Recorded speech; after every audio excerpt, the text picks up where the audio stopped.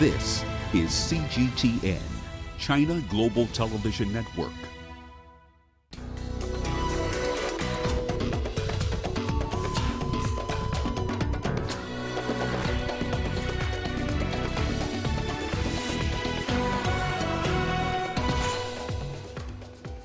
President Xi Jinping hails China's launch of the core module for a new space station. South Africa's president appears for the second day before the Commission of Inquiry into State Capture and Corruption. And India's hospitals continue to feel the strain as daily cases of the coronavirus remain above 300,000. Hello and a very warm welcome to Africa Live on CGTN. I'm Lindy Mtongana in Nairobi. Also ahead this hour.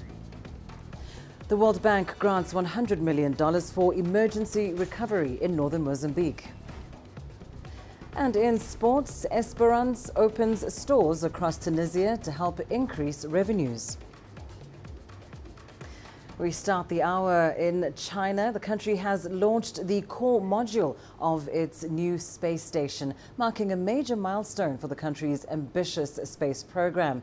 A Long March 5B rocket carried the module called Tianhe from the Wenchang spacecraft launch site in the southern island province of Hainan earlier today. Now, authorities have just held a press conference on the launch. Ning Hong has more. There will be 3 astronauts constantly staying in orbit in this core module. So after this, China will send a Tianzhou cargo ship to the space station and to bring supplies for astronauts. And in June, there will be 3 astronauts sending up to the core module. They will stay there for 3 months. Well, before every launch, there will be a cargo ship and then astronauts crew. They will stay for 3 months or 6 months in the future, and during that time, their job includes transporting cargo supplies from the cargo ship or handling the robotic arms, keeping the space station in good condition, and including spacewalks. So after that, the space station will enter the 3rd phase, that's application and also development. It will be as long as 10 years, and with proper repairment or replacements, the lifespan of space station will be further expanded to over 10 years' time. Well, Chinese President Xi Jinping has sent his congratulations following the successful launch of the Tianhe core module mission. He says its success signifies a key stage in the construction of China's self-developed space station. He says the launch lays a solid foundation for follow-up tasks. President Xi also says he hopes it will carry forward the spirit of the 2 bombs, 1 satellite project, referring to when China developed nuclear bombs, a ballistic missile, and an artificial satellite during the 1960s and 70s. He also hopes the launch will give a push to manned spaceflight and the spirit of self-dependency and innovation. Well, in an exclusive interview with CGTN, Jiao Xianping, the chief designer of China's manned space engineering project, stressed China's space station would be open to scientists from all over the world. The space station has 3 modules.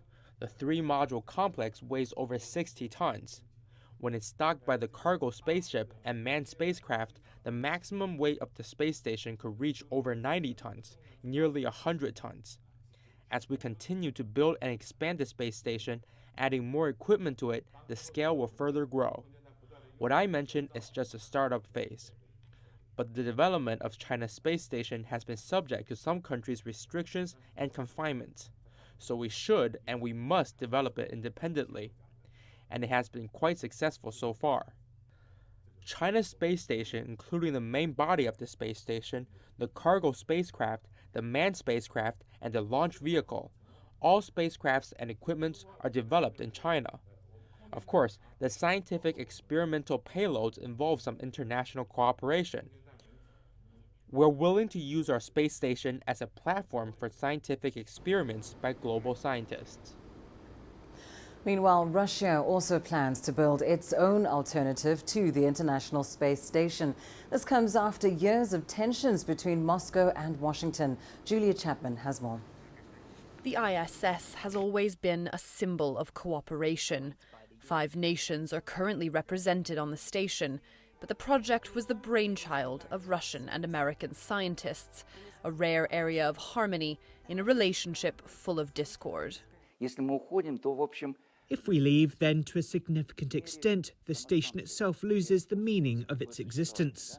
Of course, it's possible to cooperate without the station, but for cooperation to continue, it's best of all on that station. Sent into orbit in the year 2000, the ISS is an aging station. Plagued by leaks and malfunctions, it requires a great deal of maintenance. But NASA says it can fulfill its function for many years to come. Russian space officials increasingly view the ISS more as a relic than a pioneer. But experts say this move is as much about politics as it is science. Relations with the US are at their worst point since the space race, so Russia is ready to walk away from the ISS. That withdrawal could happen as soon as 2025, with a new station in orbit a decade later. The project will be an expensive one, and it has yet to be signed off by Russian leadership. We need to take into consideration that there are difficulties here, not because of a lack of qualifications or information to make this project happen. It's very difficult to estimate the cost of something this new in space construction. Roscosmos says its new station will help cosmonauts train for lunar conditions. It comes as Russia plans to relaunch its lunar program, recently signing plans with China for a joint base on the moon. But a new orbital station would be a solo project, as outer space becomes an arena for competition once again. Julia Chapman, CGTN, Moscow. Right, let's turn our attention now to news coming out of South Africa. The country's President Cyril Ramaphosa has arrived before the Zondo Commission of Inquiry into State Capture and Corruption for day 2 of his testimony. On Wednesday, President Ramaphosa acknowledged corruption in the previous government. He said the governing ANC party could and should have done more to prevent corruption under his predecessor, Jacob Zuma. The commission is looking into state capture allegations during former President Zuma's 9-year tenure. Ramaphosa served as deputy president in that government. His appearance before the commission is a rare moment for a sitting head of state and focuses on brothers Atul, Ajay and Rajesh Gupta, who are said to have influenced policy to win lucrative government contracts. Zuma and the Guptas have consistently denied the allegations against them. Now let's head up north. The International Organization for Migration says at least 108 migrants have been rescued off the Libyan coast. They include 10 women and 4 children. The organization also says arbitrary arrests and detention of migrants must stop. Now, latest figures from IOM indicate a total of over 6,000 migrants that have been rescued off the Libyan coast so far this year. They include over 400 women and just above 200 minors. Libya has become a preferred point of departure for thousands of migrants seeking to cross the Mediterranean Sea to reach European shores. Rescued migrants often end up in overcrowded detention centers across Libya, despite repeated international calls to close them. The coronavirus pandemic has worsened the humanitarian situation in the Sahel, which is already grappling with violent extremism and food security. The United Nations Office for the Coordination of Humanitarian Affairs says the year 2021 could be a challenge, as around 29 million people are expected to need assistance and protection. Addressing reporters during a virtual conference, the UN Secretary-General's deputy spokesperson Farhan Haq said violence escalated in the Central Sahel and Lake Chad regions earlier this year. Insecurity is disproportionately impacting children and women. Incidents of gender-based violence are also spiking, with widespread risks of women and girls being abducted, married by force, sexually assaulted, and raped. Across the Sahel, 5.4 million people are internally displaced due to activities of armed groups, as well as intercommunal violence and military operations. Our humanitarian colleagues warn that food insecurity is at record peaks. In the Lake Chad Basin alone, 6.2 million people are projected to face hunger this year, almost 2 million more people than last year. In the Central Sahel regions, in the countries of Mali, Burkina Faso, and Niger, 3.4 million people will face a food crisis during the 2021 lean season. In 2021, the humanitarian response plan to help 6 countries in the Sahel will require a total of $3.7 billion. Now, an escalation of violence in the Horn of Africa has sparked a fresh wave of international alarm. Persistent instability in Somalia, South Sudan and Ethiopia is damaging the region's reputation and putting millions of lives at risk. These are the sentiments of regional leaders who are meeting in Uganda in a bid to tackle the crisis. CGTN's Hilary Ayesiga reports. Peace has been elusive for decades across the Horn of Africa. It's a corner of the continent deemed essential to the stability of the region for the international community as well. But acute alarm is growing over the conflict in Ethiopia's north, the worst political violence seen in Somalia for years, and a famine in South Sudan amid fresh and brutal clashes. Regional leaders meeting in Uganda say they want to bring the situation under control. Now we have a political crisis and security crisis in Somalia, but I am very happy as IGAD Executive Secretary. Things in Somalia, it would have been devastating effect. Immediate solutions to other hotspots in Ethiopia and South Sudan are not obvious. Regional leaders have gathered here to find ways of ending a spike in violence in the region. They are concerned that many lives are being lost in the ongoing conflicts. According to a new IGAD report, over 10,000 people died in 2020 due to the conflicts in the region. Leaders are now reviewing their mechanisms of avoiding wars. There is talk of an early warning and response system. The best mechanism or the best investment that our regional states and governments should do is investing on prevention. So investing after things are happening is a very costly thing. Costly in terms of life, costly in terms of resource. Uganda says it is currently building Somalia's capacity to handle its disagreements internally. We had hoped by now Somalia would be entirely peaceful, it would have a civilian administration, and it would manage its own security affairs. You and I know that we have not yet reached there. The leaders here believe by the end of this meeting on Friday, fresh ideas from avoiding conflict might emerge. The details are still to come. Hilary Ayesiga, CGTN, Entebbe, Central Uganda. Well, time now for a short break. Here's what's still ahead on the program. India's hospitals continue to feel the strain as daily cases of the coronavirus remain above 300,000. And amid slow uptake, Egypt's president encourages people to get vaccinated against COVID-19.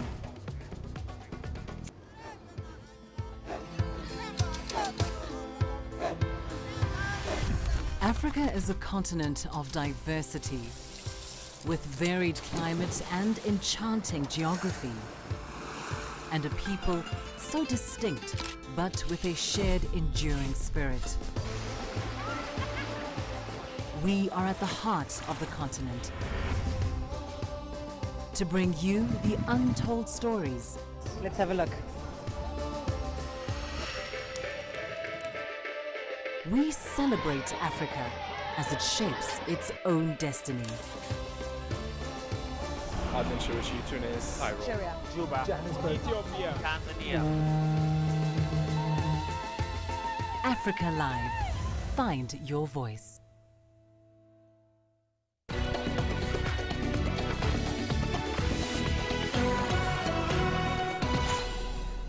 Right, let's start in the United States now, where President Joe Biden has delivered his first address to Congress as he marks 100 days in office. He outlined priorities for the rest of the year and provided a progress report on his record so far.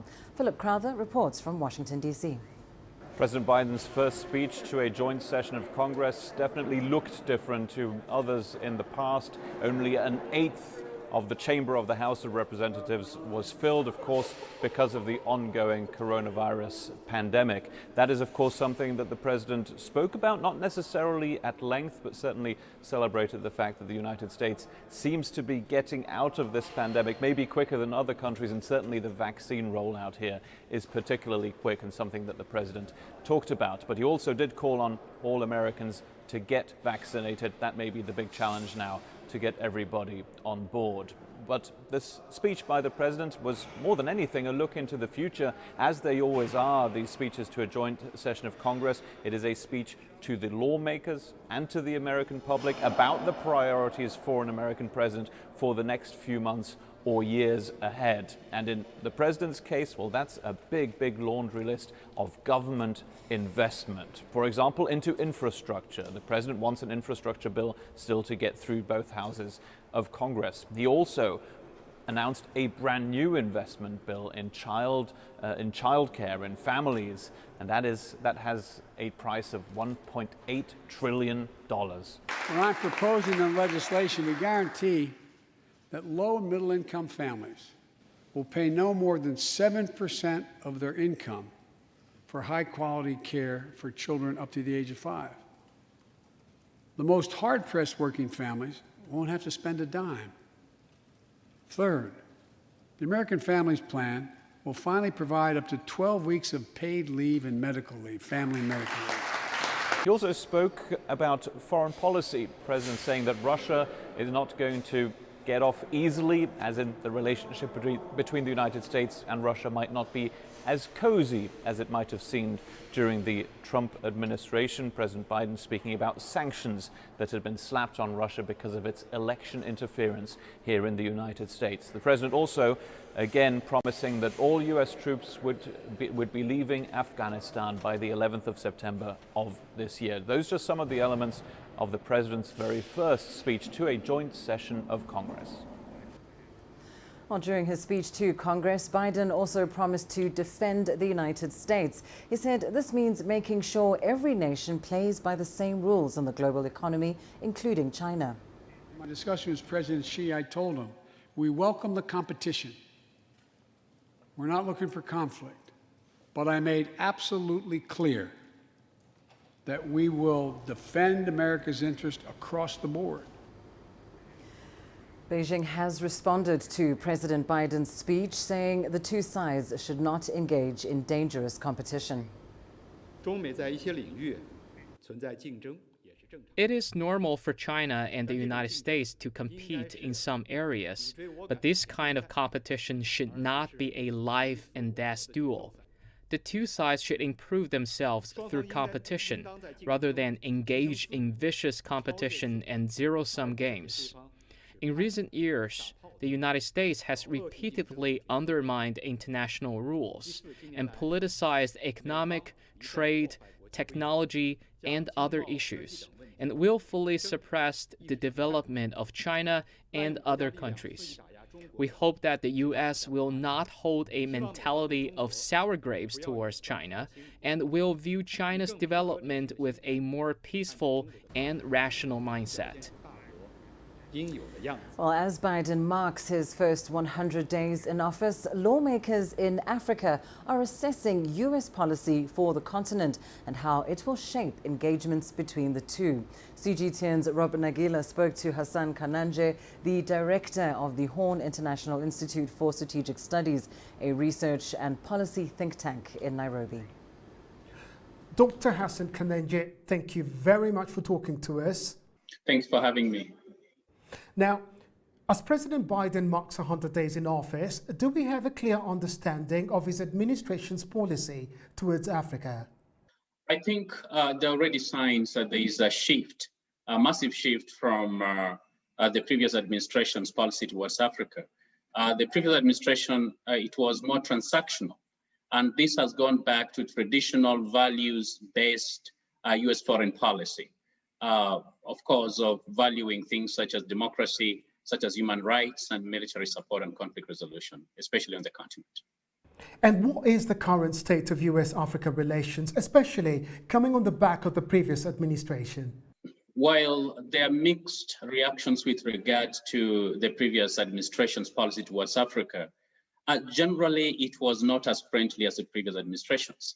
And so what we see is increased interest in Africa, characterized by, for instance, the deployment of a special envoy to the Horn of Africa. During the recent crisis in Tigray region, President Biden sent an envoy, Chris Coons, who's a senator, to the region to deliver a message. There is an interest, of course, in climate change, which affects Africa the most.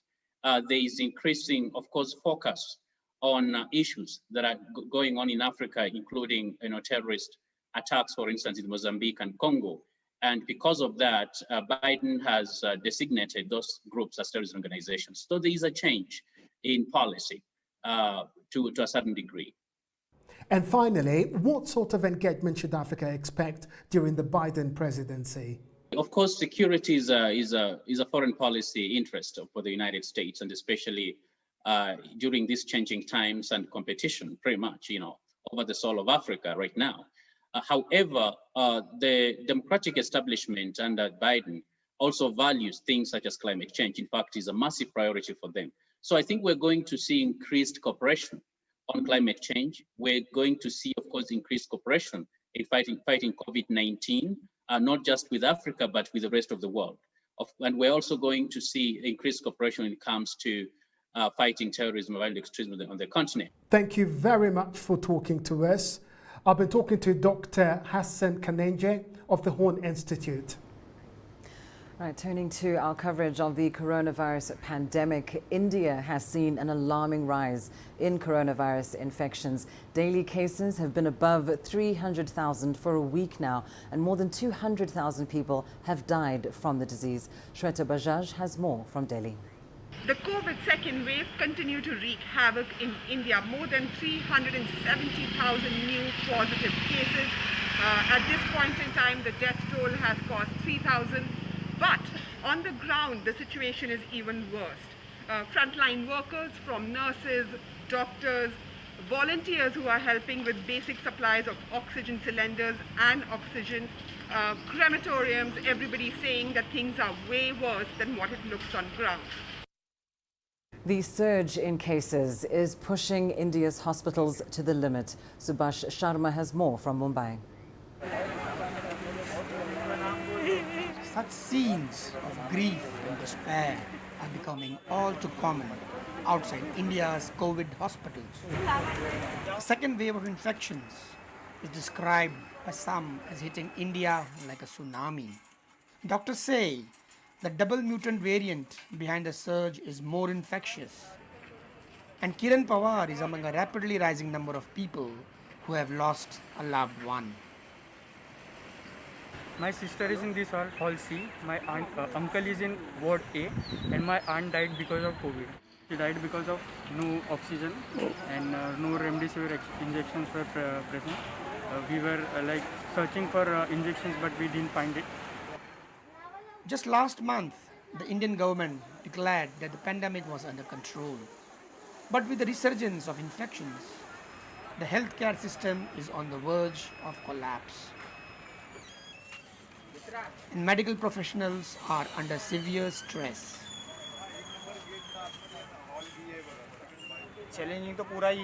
It's very challenging because we have to handle so many patients.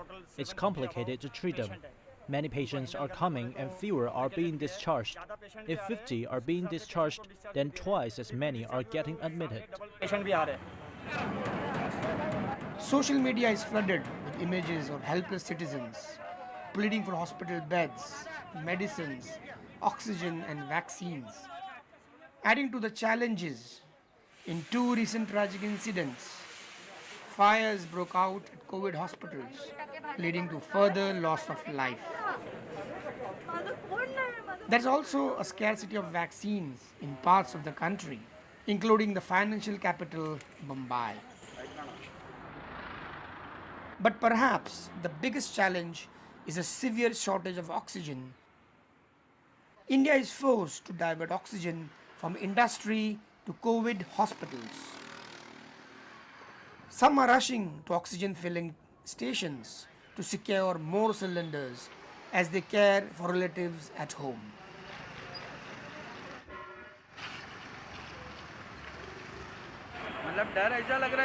I'm scared. Although oxygen is available today, what will we do if it's not tomorrow? Many people are rushing in to get it. Authorities and medics are scrambling to try to manage the crisis. We had a little issue last, you could say, 2 to 3 days, but we tackled it very well. We were able to procure oxygen cylinders from Khopoli. India has mobilized its Air Force to airlift empty oxygen tankers from as far off as the UAE and Singapore, as well as portable oxygen plants from Germany. But this could prove to be too little, too late, as the crisis rages on. Subhash Sharma for CGTN in Mumbai. Egypt has seen a significant slowdown among those registering for COVID-19 vaccines. In response, President Abdel Fattah el-Sisi and Prime Minister Mustafa Madbouli have both taken the jab and are appealing to citizens to follow suit. The North African nation currently has the Sinopharm and AstraZeneca vaccines. Here's Adel Al-Makhraoui with more. With the words effective and safe on a backdrop banner, Egyptian President Abdel Fattah el-Sisi takes a photo while getting a COVID-19 vaccine. Sisi is trying to reverse the slow demand among Egyptians to get the jab, as fears of adverse effects grow. Egyptians are refraining from taking the vaccine. A health ministry report announced that 50% of the medical staff targeted to get the vaccine and didn't register to take it, and 40% of those who registered didn't show up to get the vaccine. Fears and spread of false information is pushing doctors and people away, despite the awareness campaign the health ministry has been leading. Following the president's lead, Prime Minister Mustafa Madbouli too got the vaccine. The government didn't announce which of the two available vaccines the country's leaders took. With 500,000 doses set to arrive from China on Thursday, Egypt will have received 2 million doses of the Sinopharm and AstraZeneca vaccines. Everyone is concerned about the vaccine because of the side effects that can happen. I'm also not confident that the vaccines we have here in Egypt will be effective. I had registered a month ago. I'm waiting for my turn. I trust the health authorities here with their vaccine choices. I'm sure everything has side effects. People are telling me AstraZeneca could cause blood clots. I'm sure that the Ministry of Health won't give us harmful vaccines. It'll worsen the healthcare situation and not make it better. They don't need that for sure. The Health Ministry is offering vaccines at more than 350 outlets nationwide. After 3 months of rolling out the jab, nearly 600,000 Egyptians have been vaccinated. To reverse the infection's trend, officials say they need to vaccinate up to 70% of the country's 100 million population. Egypt has removed all age restrictions and medical condition requirements for registration to encourage more people to apply. When the government began its vaccination campaign in January, it feared that it wouldn't have enough vaccines. With the current demand patterns, concerns are it is ordering too many vaccines. Adel Al-Makhraoui, CGTN, Ras Sid, Egypt. China's Tianjin University of Technology and Education, in partnership with Ethiopia's Technical University, have launched the Luban Workshop. According to Chinese ambassador to Ethiopia, Zhao Zhuan, the local chapter of the Luban Workshop is dedicated to constructing the teacher training base for similar programs in Africa. He said this will contribute to Ethiopia's 10-year development plan. The Luban Workshop is a world-famous brand of vocational training that was initiated and implemented by Tianjin University. It's also the latest fruit of deepening cultural and education cooperation between China and Ethiopia. It will play an important role in Ethiopia's efforts to nurture more professional talents, especially in the field of artificial intelligence, and boost employment, industrialization, and modernization. Luban workshop that we launched today is not training workshop for your student only, but it is capacity building center and the technology skills scaling up hub for students that belong to other universities, for colleges, trainers, and industry practitioners. It will remain as a center of research and development to nurture new skills and enhance indigenous knowledge and practices. The Prime Minister of Libya's unity government, Abdul Hamid Dbeibah, says he is still planning to visit Benghazi despite Monday's cancelled trip. Armed men loyal to Commander Khalifa Haftar reportedly stopped an advanced government security detail on Sunday at the airport in Benghazi. The eastern city is home to Haftar's Libyan National Army, which was previously engaged in civil war with forces in western Libya. Adel Al-Mahraoui reports. Cancelling Libyan Prime Minister Abdul Hamid Dbeibah's visit to Benghazi sparked tension. The base city for the Libyan National Army refused to receive the government security delegation, citing they are from dangerous militias. In a statement released on Wednesday morning, the LNA said it will welcome Dbeibah only if they take over the security preparations. The statement included an alarming declaration that the LNA doesn't serve the new government, the first official announcement indicating a division still persists. It's impossible for anyone to ignore the LNA. Libyans know how the command of the LNA built a national military. No one will let go of what has been achieved. People died and sacrificed a lot. We expected that the government would operate from Sirte. That didn't happen. There are conflicts of authority between the government and the Presidency Council. This concerns us. Some analysts believe that the wounds of the 10-year-long civil war need more time to heal. Differences will remain and some conflicts will erupt. Libya has been at war for years. That cannot be wiped out in a few months or even when the elections happen. Guarantees must be provided, the first of which is evacuating foreign fighters. During his weekly meeting on Wednesday, Prime Minister Dbeibah insisted that his trip to Benghazi will take place. There are some who have not yet comprehended the necessity to unite Libyans and that we have a historic chance to establish a truly strong nation that preserves our pride and dignity. That won't happen unless we set aside our differences, recover from our wounds, and prioritize the benefits of the nation to ours.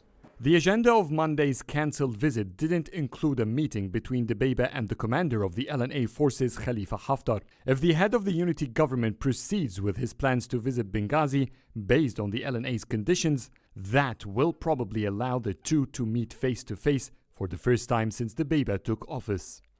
Dbeibah's visit showed a number of challenges facing Libya's unity government.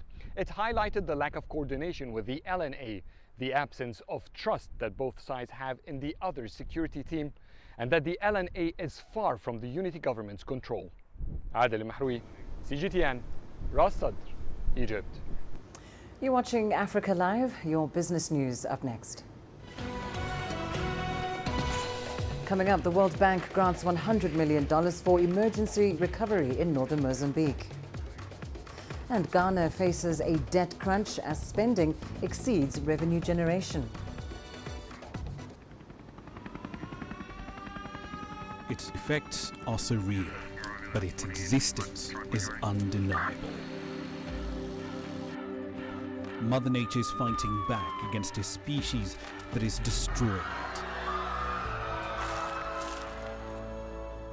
We're here to raise our voices. We know that climate change has already started and it's killing us.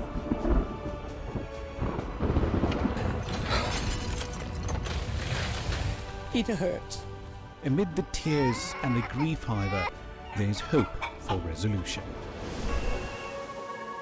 We need to live in harmony with nature. We focus on the deeds, the deals, and the people working to make a difference.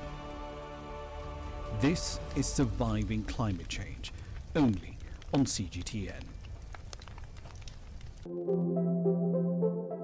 I believe we only need a tool to bring change. And this tool to me, it can be educational background, it can be a skill, it can be a hobby of what you love. Kibira yenyewe ilikuwa mbaya kitambo, kulikuwa na waizi wengi sana. Na siku hizi yenyewe hata unaweza kaa bila kusikia hata mwizi ameshikwa mahali ama amechomwa ama amefanywa nini. Ndio naona yenyewe Kibira raundi si kama kitambo.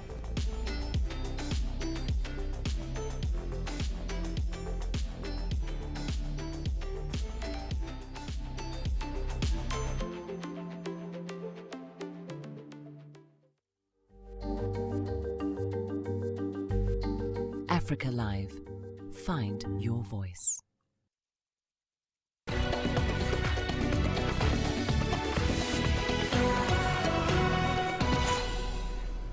In your business news, the World Bank has granted $100 million towards emergency recovery in northern Mozambique. The funds are expected to help resettle and provide social services to hundreds of thousands of people displaced by a jihadist insurgency. The agreement for the funding is part of a 3-year, $700 million deal signed by the government and the United Nations Office for Project Services. According to the Armed Conflict Location and Event Data Project, at least 2,800 people have been killed in the 3 years of violence. Security will be our priority in a comprehensive way in order to disarm and defeat the terrorists and violent extremists, with the main goal of returning to normality in affected districts. We are aware that this plan requires bravery, determination, persistency, and the necessary time. As a start, and at the same time that the Bank Board approved the PRA yesterday, they also approved the Northern Crisis Recovery Project for $100 million, which you just witnessed the signature of. The project will look at providing emergency support to IDPs, those who are displaced, and members of their host communities. The International Monetary Fund is warning that Ghana faces a debt crunch as the country's spending keeps exceeding its revenue generation. The IMF has estimated a fiscal deficit of 12.6% for the West African country this year, above the government's projected 10.8%. Analysts are concerned that Ghana may find it difficult to secure loans from the international debt market in the future to support its economy. CGTN's Nabil Ahmed Rufai reports from Accra. Ghana recently raised a $3 billion loan from the international debt market to support its budget spending for this year. The government plans to raise a total $5 billion. The country's debt is now 76.1% of GDP, above the World Bank's accepted debt sustainability threshold of 70%. Analysts say it will be difficult for Ghana to continue securing loans if that trend continues. Government will be incapacitated to be able to fund infrastructure projects, be it the healthcare or education or road networks. Remember the roads that the government is involved in.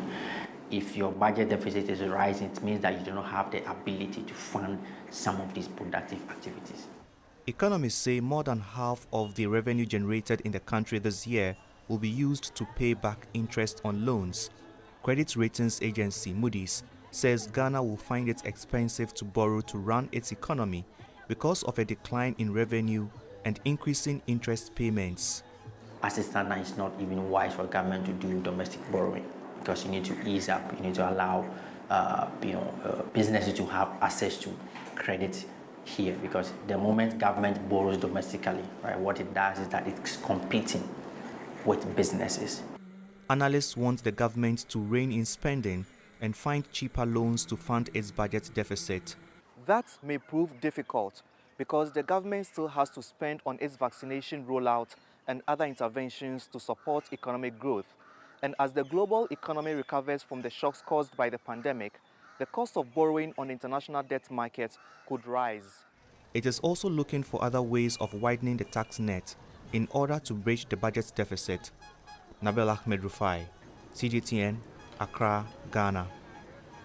The Central Bank of Egypt has announced that the value of transactions through mobile wallets in 2020 reached $6.5 billion. Transactions jumped a massive 300% compared to the previous year amid curbs imposed to contain the spread of COVID-19. As CGTN's Yasser Hakim reports, the Apex Bank has added more options to make the facility even more attractive to users. The mobile wallet service was introduced in 2013 and attracted 12.3 million users in 7 years.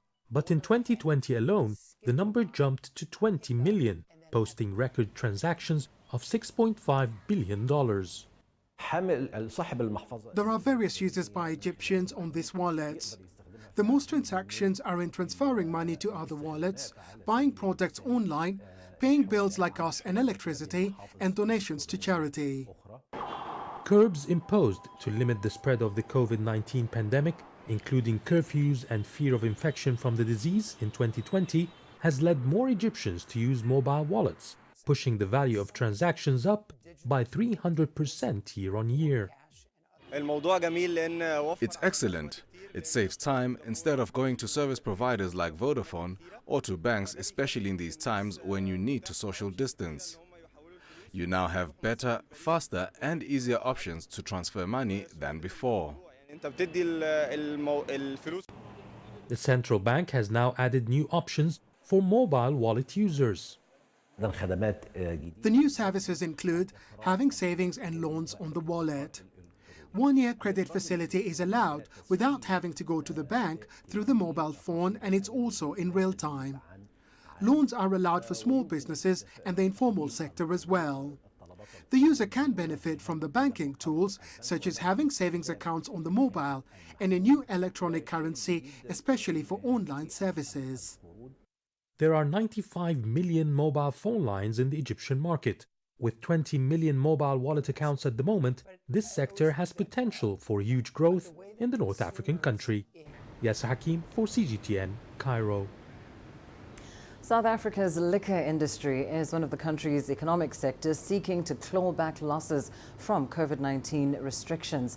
The industry is counting mounting losses caused by production stoppages and several sales bans over the past 12 months. Added to that is a cutback in consumer spending and higher taxes. CGTN's Julie Shire reports.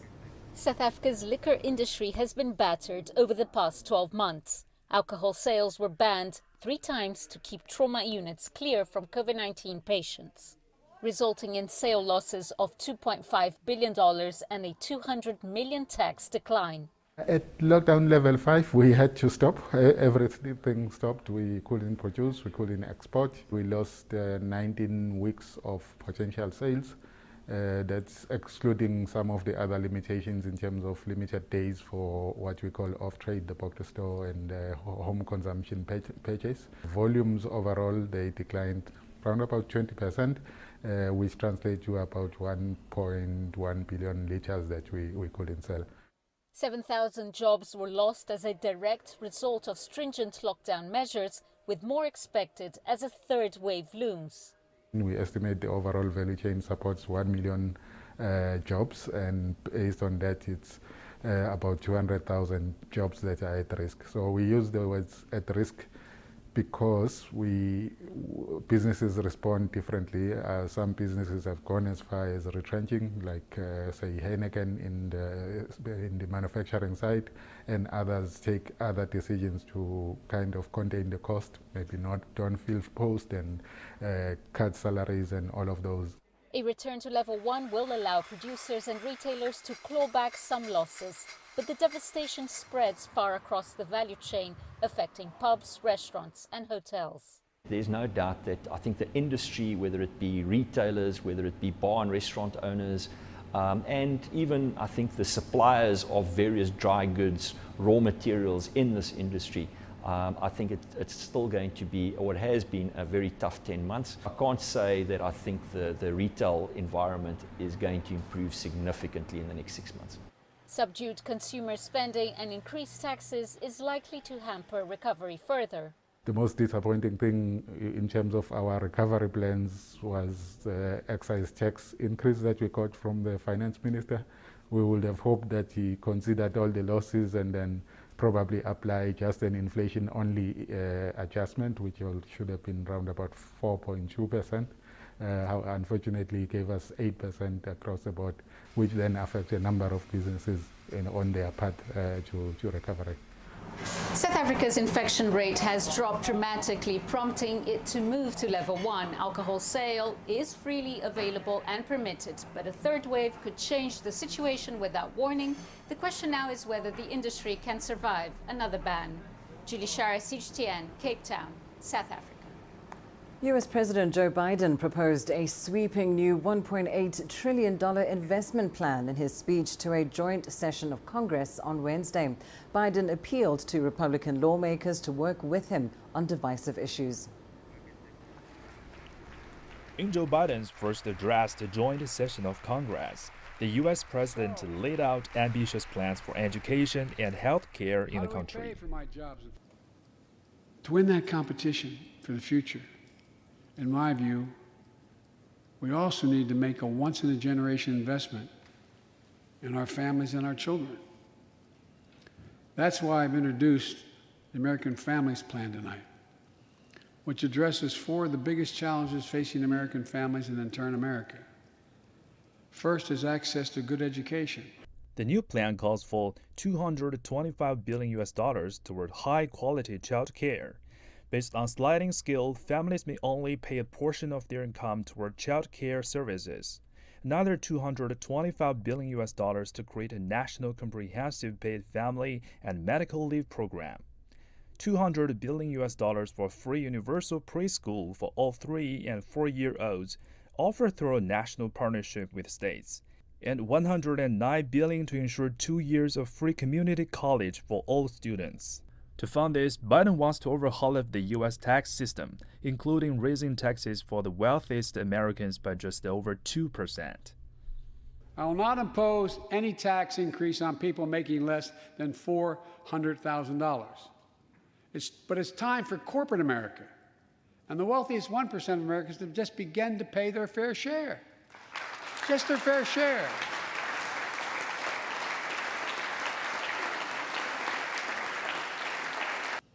A lot of companies also evade taxes through tax havens in Switzerland and Bermuda and the Cayman Islands. And they benefit from tax loopholes and deductions for offshoring jobs and shifting profits overseas. It's not right. We're going to reform corporate taxes so they pay their fair share and help pay for the public investments their businesses will benefit from as well. Republicans have argued the proposals will hurt long-term economic growth, but the president said spending was needed to keep up with China, which his administration sees a major strategic challenger. In my discussion with President Xi, I told him, we welcome the competition. We're not looking for conflict, but I made absolutely clear that we will defend America's interest across the board. It remains to be seen if Biden's argument will win bipartisan support, but recent polls suggest most Americans support increased investments in education and infrastructure. Well, that's where we leave your business news. Here's what's coming up in sports. Esperance opens stores across Tunisia to help increase revenues.